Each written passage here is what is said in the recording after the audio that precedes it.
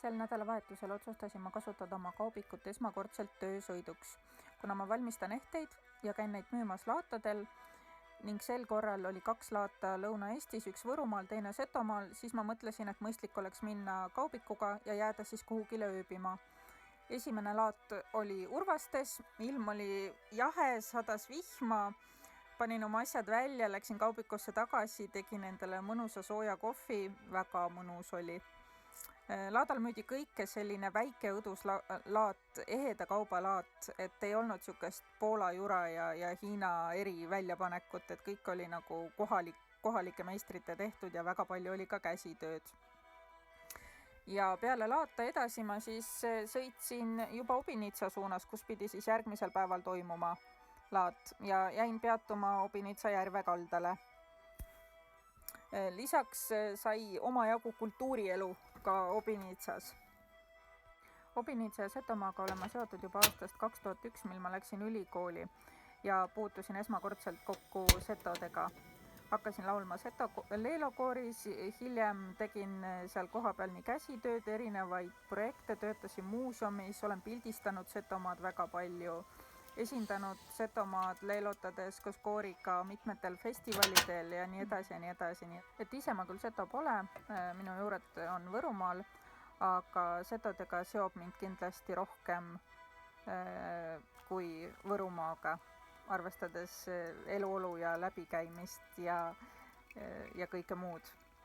Setomaa on üldse koht, kus aeg liigub teisiti.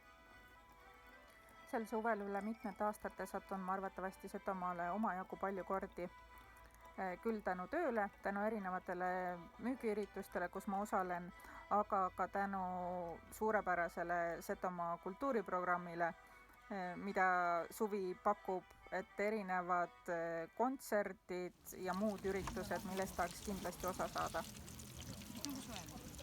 Hommikune, jah. Aga teate, ma võtan hoopis selle.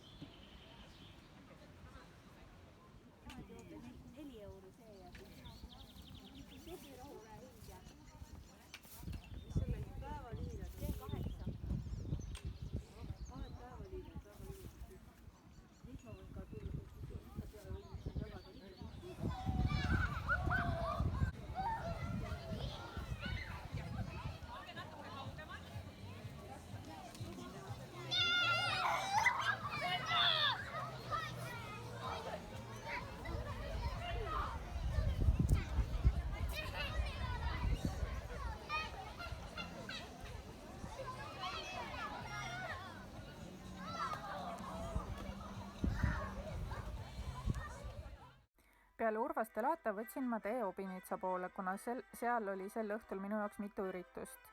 Et tuttavad esitasid Seto Ateljee galeriis uut näitust, tekstiilinäitust. Seto tekstiil on üleval kuni sügiseni, et minge kindlasti vaatama, kes Obinitsa läheb, ja lisaks oli ka üks Seto Leelo plaadi esitlus. Ja õhtul oli Nigu nõidus Kauksi Ülle uue etenduse, kontrolletendus, mille vaatamine osutus minule täielikuks üllatuseks, kuna ma tegelikult oleks pidanud minema järgmisel päeval esietendusele. Aga väga hea etendus, seda jällegi mängitakse läbi terve suve, et kellel on võimalus, siis soovitan minna vaatama. Obinitsas esimese asjana ma muidugi käisin poes, kuna otse loomulikult järjekordselt midagi oli jäänud maha. Sel korral siis hambahari ja hambapasta. Ja lisaks ma soovisin endale veidike sööki juurde osta.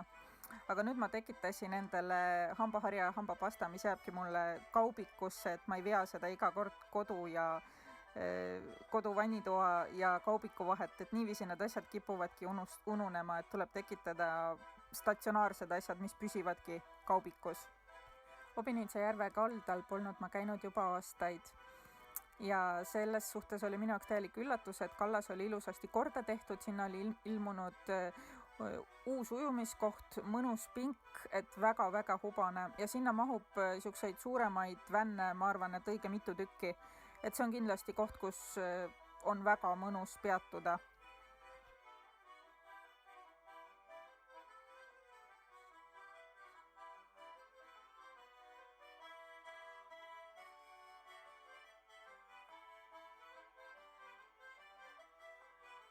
Ma ei ole suurem asi kokk, aga kaubikus kokata mulle tegelikult meeldib. See on kuidagi sihuke lihtsalt vahva toiming, et kodus on see nagu kohustus, et mida tuleb teha, aga siis kaubikus on kuidagi nagu teine tunne.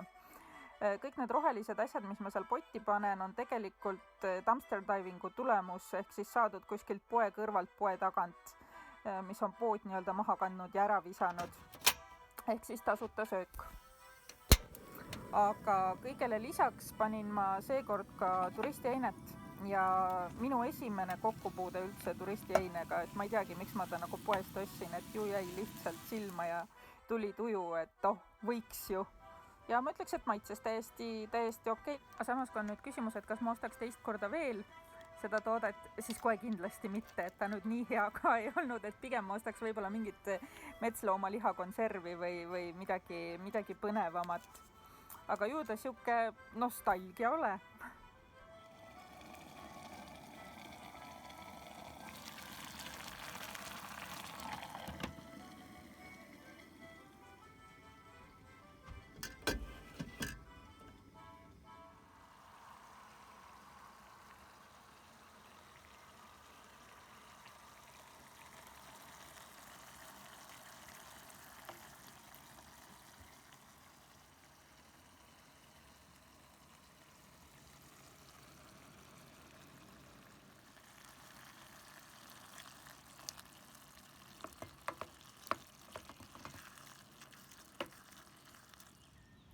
Eesti oma imelise loodusega lihtsalt ei väsi üllatamast. Nii mõnus oli seal pingi peal istuda, tuult eriti ei olnud, külm ka ei olnud ja lihtsalt pugida enda tehtud pläusti. Kusjuures see maitses isegi hea, kuigi see võib-olla vaadates koostisosasid ja välimust võib-olla ei näinud niiviisi välja, aga tegelikult oli jumalast hea. Ma ei viitsinud seda kuskile eraldi kaussi panna, kuna kui üksi tripid, siis minu meelest ei ole sellel nagu mõtet, et hakata 7 nõusse asju serveerima, et mida vähem nõusid, mida vähem nõudega mässamist ja pesemist, seda tegelikult kergem ja parem on.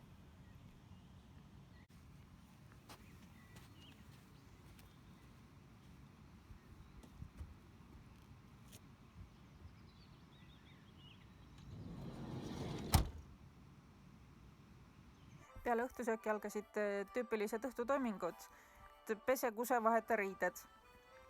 Ja mida ma kodus ei tee, siis kaubikus kevadisel ajal tuleb ikka soe veepudel endale kaisu võtta ja see eelnevalt siis ette valmistada, et see kummist veepudel, see nagu täiega toimib. Kuna minul ei ole mingisugust seisukütet kaubikus, siis tuleb kuidagi muul moel ennast soojas hoida ja see on üks asi, mis aitab, et see kindlasti on abiks ka neile, kes näiteks lähevad telkima, sest ta ei kaalu palju, ta ei võta palju ruumi, aga kasutegur on minu meelest väga suur. Lisaks kõigele on kuumaveepudel tegelikult odav osta, et hind jääb kuskile 10-20 vahele, et olenevalt kust osta ja milline. Hea on, kui tal on mingisugune ümbriskott ümber, sest muidu ta lihtsalt hakkab kõrvetama. Esmakordselt oli mul tripil kaasas ka arvuti ja loomulikult vaatasin vana klassikat, ikka Bond 007, mida muud. Öö oli mõnusalt soe. Muidugi mul oli ka 3 tekki, mille all ma magasin ja villane pesu. Nii et mul pidigi nagu tegelikult soe olema. Hommikul olin ma siiski eelmise päeva külmetamistest veidi tõbine. Ja kõik plaanid, mis päevaks olid tehtud, ei läinud päris nii nagu vaja. Aga algasid traditsioonilised hommikused toimingud, et kõigepealt tuleb voodi korda teha, sest voodi on nagu vähemalt pool kaubikust ja kui see on sassis, siis tundub, et kõik on sassis. Kõik toimingud kaubikus võtavad alati rohkem aega kui kodus. Edasi on loomulikult kohvi. Ilma selleta ei juhtu nagu mitte midagi.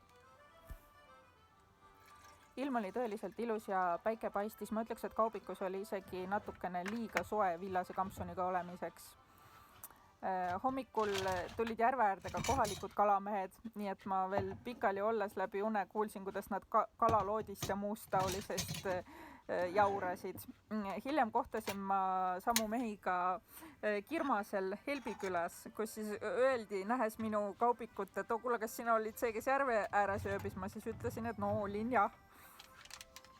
Peale hommikukohvi tegin kiire tiiru Obinitsa laadal ja siis liikusin edasi Obinitsa muuseumitarre. See eelmisel päeval külmetamine ja järgmisel hommikul ennast haigena leidmine viis tegelikult ka selle mõtteni, et lisaks tavalisele esmaabikotile, mis igas sõidukis on, peaks olema kaubikus midagi enamat, peavalurohud, külmetusvastased rohud ja nii edasi, et mingi asi, mis on alati olemas, et mina ärkasin hommiku hullu peavaluga, mul oli tõsiselt paha olla ja mul ei olnud mitte mingit rohtu. Nii et ma toimetasin seal nagu zombi. Aastatel 2007 ja 2008 oli minulgi võimalus töötada Obinitsa Seto muuseumitares.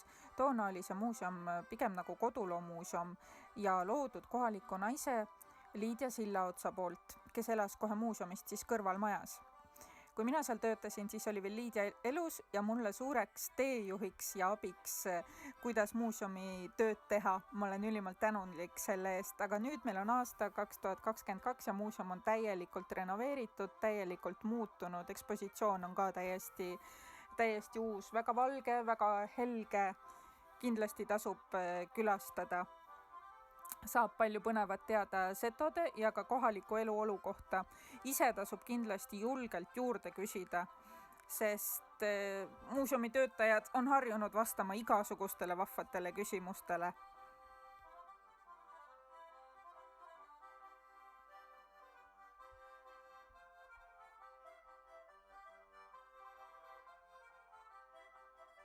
Obinitsas tegin peatuse Tarkadares, kus käisin söömas. Kõik oli imemaitsev, täiega soovitan, minge sööma sinna.